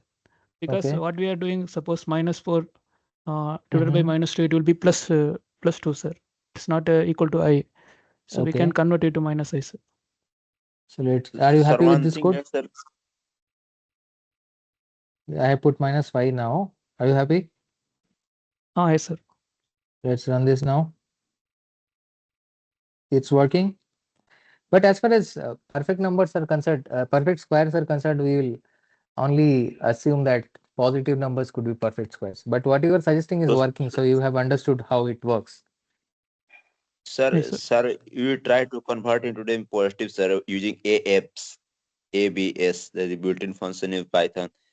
So Yes. if user try to give input in negative number, then it is also work. And if user try to give input in positive number, then it is also work. Correct, correct, correct. That also you can do.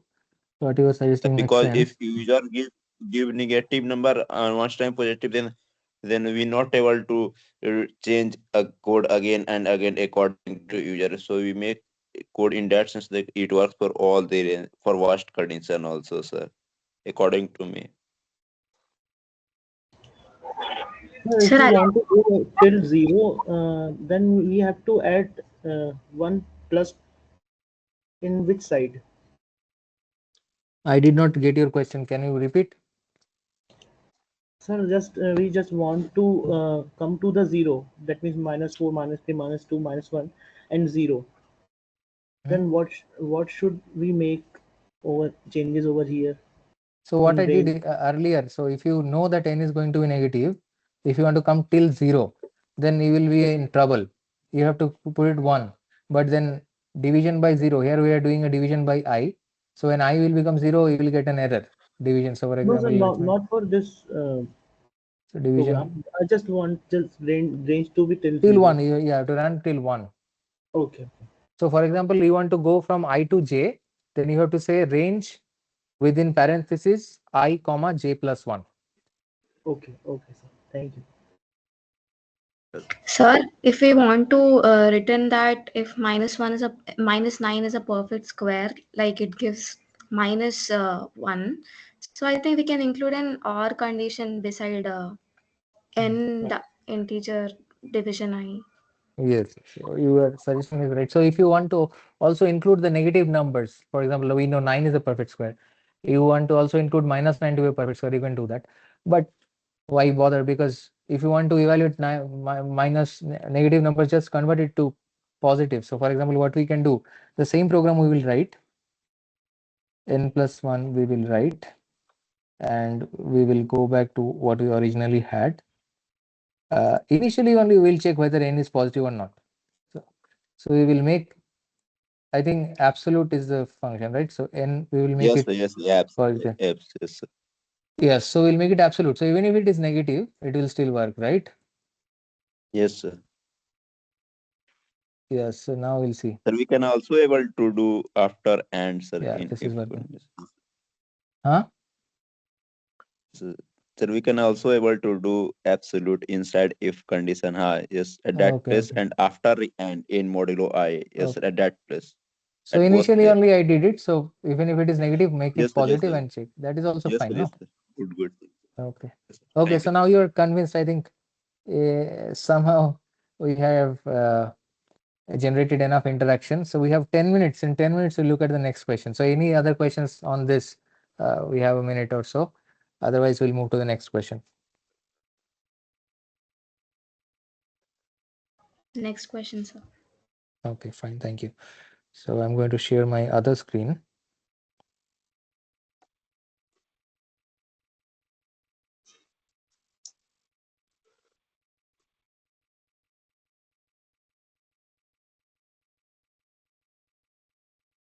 Hello. Yeah, go ahead.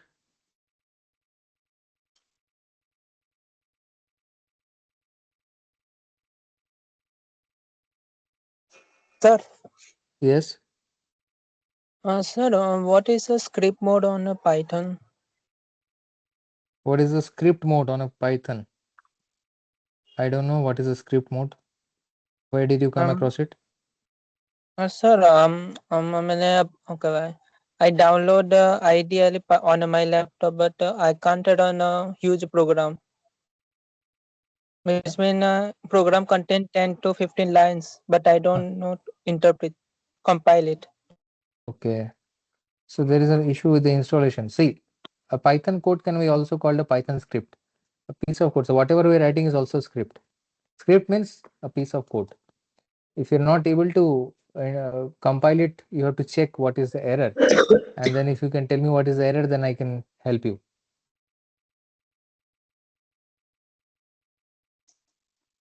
Okay, sir. Yeah, you try to find it out. You Google it. Whenever you don't, you can Google it. You can chat GPT it. I think you are aware of chat GPT. All of you should try to utilize it. Uh, Fine. So in this question also we have a function and we want to understand what this function is doing. So this is the name of the function foo.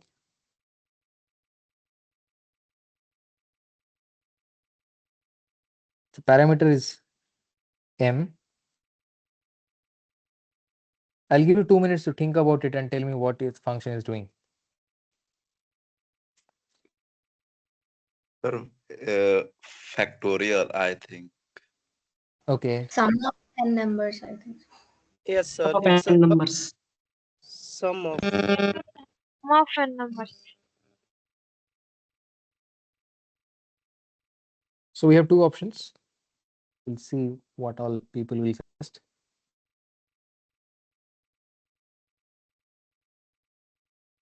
So you taking, so this function is foo.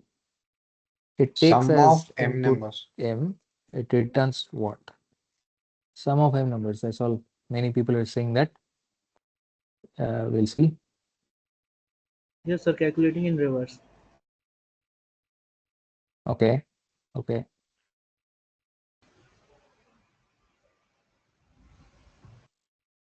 But sir, in factorial, if value of m is 0, then factorial of m is not equal to 0, sir. So I have a doubt on the option 1, factorial. Okay. So you want to Maybe withdraw? not. Okay. Let's withdraw this. Sir, it is sum of positive m numbers. Okay. So it's important to understand. So why many people are saying positive? Because if m is, what happens if m is less than 0? So if I run this with foo -1, what will happen? It will return 0. Infinite recursion. Correct. Correct. Why will it return 0? It returns 0 only when m becomes equal to 0. Then only it returns 0. But if you start with -1, what happens is this if condition is evaluated to false. So we go directly to the else part. The else part, what happens? We have -1 plus foo of -1, that is -2. So again, this one will call foo of -3 and it will keep going. So it never terminates. So if m is less than 0, this program cannot terminate. Program never terminates. That's a problem. So we say that the program is buggy. There is a bug in the program because it's never terminating. So first thing we should have checked that whether here there should be a line that checks. So there should be another if which checks whether m is less than 0. If m is less than 0, it should print that there is an issue. So it should return. So it should return and saying that m is less than 0. There should be another if condition, and it should return anything. Let us say it returns, I don't know, it returns -1 or whatever. All right. So what happens when m is strictly greater than or equal to 0? So assume that m is greater than or equal to 0. In this case, what people are suggesting is that it is the sum of m numbers. Okay, so we will do a dry run. So let us take m is equal to some small number. Let's say m is equal to 4. So what is foo of 4? Whoever has unmuted, you have a question. But to Rekha. Yes, sir, sir. Yes, I'm not able to understand the return second part. It's a function nested inside the function, that is foo m Okay, minus so a 1. So how function it is is calling another function. Yes, yes, yes. right, right. So how So it this is is called the being executed recursion. every time. Yes, yes, yes. So when a function calls itself, so function foo is calling itself, but with a different parameter. This is called a recursion, which we have seen in the videos. The function is calling itself, but at some point it will not call itself. So we will see that. So let us say, so we will run for foo4. So what happens in foo4? This line, so foo4 means m is equal to 4, right? Foo4 means m is equal to 4. So this condition is false. So I am directly going to the else part. So foo4 is going to return 4 plus, this is going to return 4 plus foo3. So this is going to return, now this part we have to understand what it is going to do. This is going to return 3 plus foo2.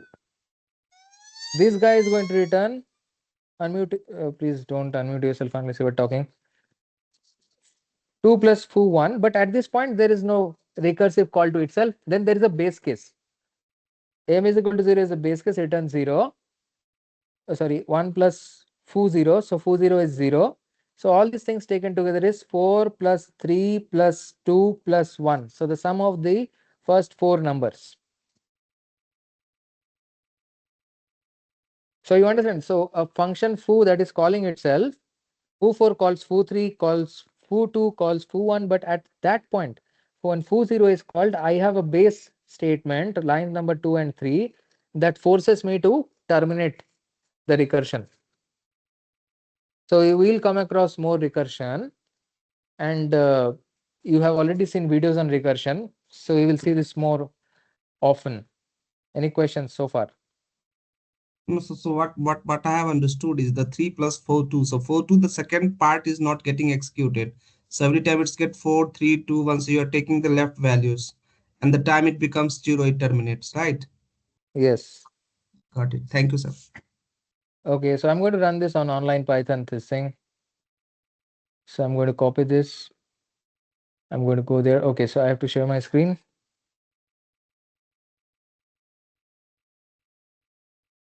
So I'm sharing this online Python thing.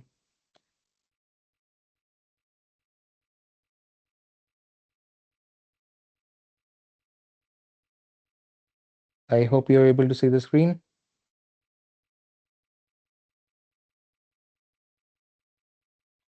Screen is visible? Yes, sir. Yes.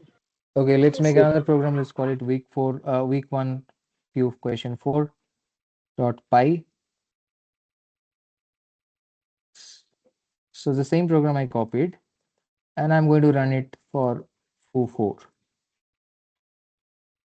Good enough. Same thing I'm going to run with parameter m set to 4. Let's see what it prints. I'm going to hit the run button.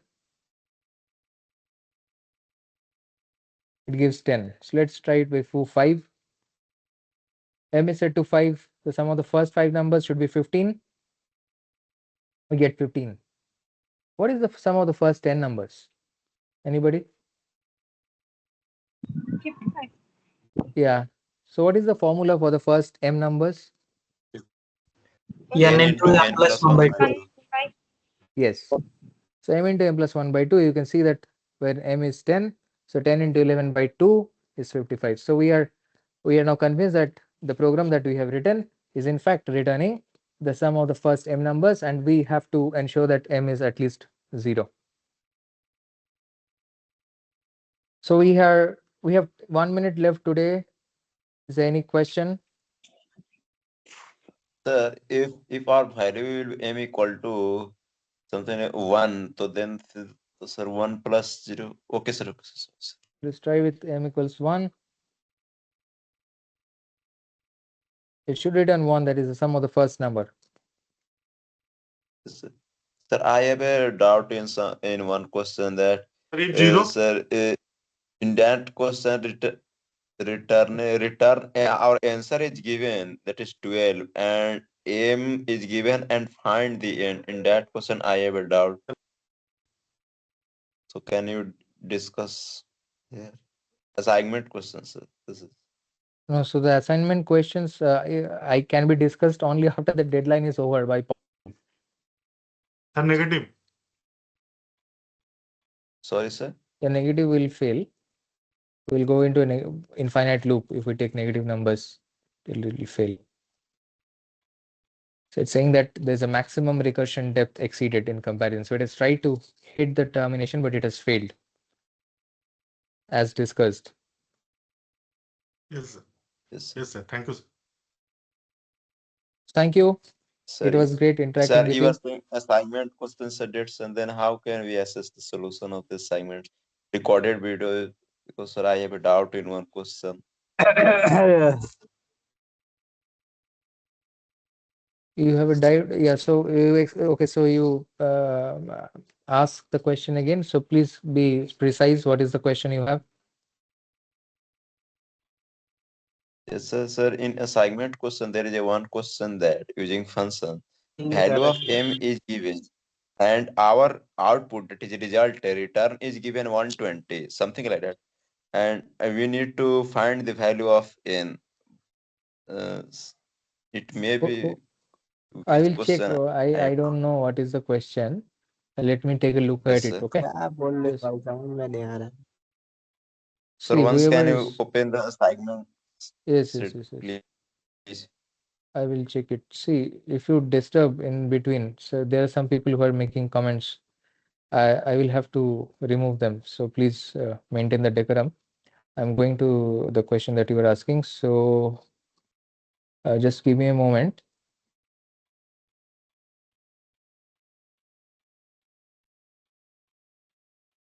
So you're talking about week 1 quiz, no? Yes, sir. Yes, sir. What is the question number? So I can see that there are 4 questions. Which question number you are referring to? Sir, Time can you is share over. the screen so I can easily access the question? Sorry. Sir, can you Just share the screen of your segment okay, in which okay, you are just finding? okay. Fine, fine, fine. Let me share the screen. Just give me a moment. See, all of you who want to leave can please leave. So this is only going to be doubt clearance for the person who is asking. If anybody is willing to hear the doubt, then please be here. Feel free to be here. If somebody is having some other work to do, please feel free to disconnect from the meeting. There's no need to stay now, but I'm still going to be here to clear the doubt. Are you able to see the screen now?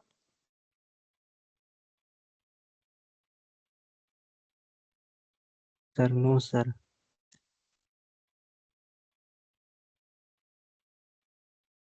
Now? Yes. Yes, Can sir. you Yes, it's scroll down, sir? visible now. Yes, sir. This thing, sir. Sir, yes, 87, result 112. Sorry, sir, I am saying 120, but result is 2. Yes, sir. Third question. Yes, sir. This question. Sir, So I for am done what? this. No, no. So do not discuss what you have done. Please do not.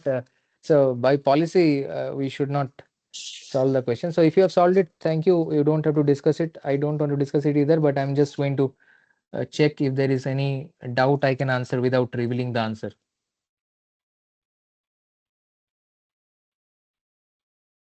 For what integer value n would g 87, n would return 12? So you have to find that n for which the answer is 12. Okay. So what is your doubt in this question? Sir, I have a doubt that I am able to solve this question, but it takes many times, sir, consume many times. So you are solving one question in which some one student is asking that "Ki this IIT question, something like that. You Uh-huh. should solve in easy way, easier way, or sir, it takes less time. So something like that. There is a option for something method for this question also because in this question I feel some difficulties, sir. Face some difficulties, sir. Okay. So you're saying If that it you is able taking to a do. long time. Okay.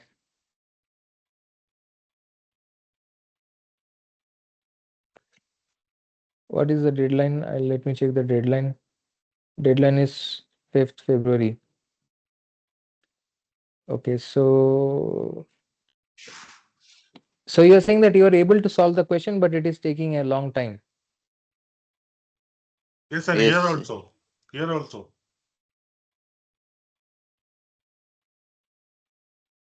So for me also it will take a long time. I mean, this is unavoidable. One thing you can do is you can try to run it for yourself, and then you can get the answer ready-made. The other thing is you can try to understand what is happening. So with some values, you play around with But the sir, values of n. yes, sir. In the compiler, we can able to get the answer in within 1 minute, within 13 seconds. But in the examination, or we cannot able to use the compiler. So something like that in other methods, Yes, so yes, we yes. can able to solve this question in Yes, yes. less So time.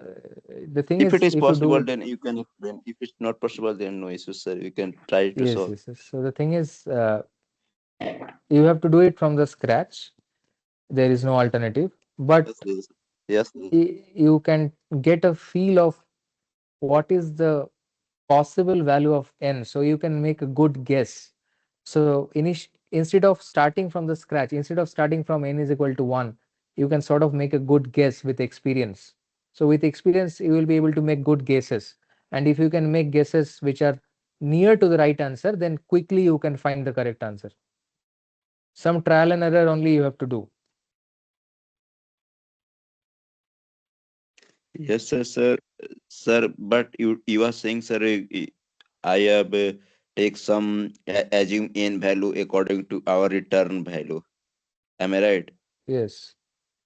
According to, but Yes. sir, this clue is I am asking, sir, how we can decide we take the value of n is according to result or according to 87. That I is understand. value of m here. Yes. Yes, So sir. How can one. we able to decide? Sir, it is Yes. possible to decide actually, but the assignment is not over. Yes. Yes. Matlab, the given values are enough to decide what is the n can be. Then Yes. 1 plus Sir, 1 minus will be enough. Yes. Yes. Yes. So yes, that sir. I am not making that something guess, impossible, sir, but it takes some time, sir. That's it is going actually to take time. That is. anything is possible in this code because it is possible, then it is given. It is not impossible, then it is not should be given. Yes. Yes. So No, what? it will take 1 or 2 minutes if you can guess the number. Matlab, it will not take much time. Yeah. Yes, yes. So you have been given two values. M is 87 and res is 12. You have to guess n. So with some experience, you will be able to make the right guess. I mean, approximately the right guess, and then you have to play around some more time.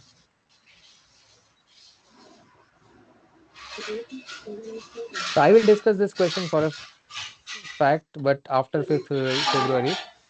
So, but yeah, I mean, I will try to help you, but not now. As policy, I cannot immediately tell you how I will solve it. All right. Excuse me, sir. Yes, go ahead.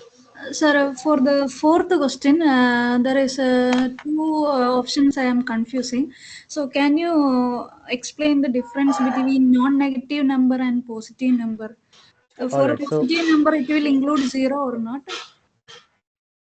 see, positive number means 0, 1, 2. 1, 2, 3, or 1, 2, 3. 4. So 0 is neither positive nor negative. Okay. So when somebody says non-negative, that means 0 is included. When somebody says positive, that means 0 is not included. No, sir. While reading the two options, second option and third option, it is coming as right. That is non-negative number and positive number. That is mean that's not excluding 0. Na. Two options. Which two? For the fourth question, there is middle two options. I will read. Okay. B and C. Yes, the function always, sorry. Third and fourth. The function terminates for non-negative n, and fourth is the function terminates for positive n. What Yes. is So the if difference you between if you think that the function terminates for 0 also, then you have to say non-negative. Oh, If you think it does not terminate for 0, but only for positive, then you take this. for C option, I chosen. That's why I asked if 0 is included or not. That's my question. Thank you, sir. So remember that 0 is non-negative. 0 is also non-positive. 0 is neither negative nor positive. Thank you, sir. Thank you. Okay. Equal to n of sp plus s. Is there anything else to discuss tonight? Just you n1 is equal to Sir, you are a saying today is the first class, then sir, this segment will be discussed in the previous class by TA1 and TA2. Yes. Yes, Whatever I discussed should have been discussed by TA1 and TA2 also. So is there anybody who has also attended any of Yes, the... sir. The Saturday TA class was same problem was discussed. Oh, okay, yeah. So somebody has also verified that the same thing was discussed Saturday also. Yes, sir. I attended all the three. All the three are almost the same. The way of teaching is Okay. different. All right. The content is same. Okay. Thank you, sir. It is very interactive. Thank you, sir. Thank you. I will see you next time. So good night. Have a good night. Thank you. Good night, sir. Good night, sir. Good night. Thank you, sir.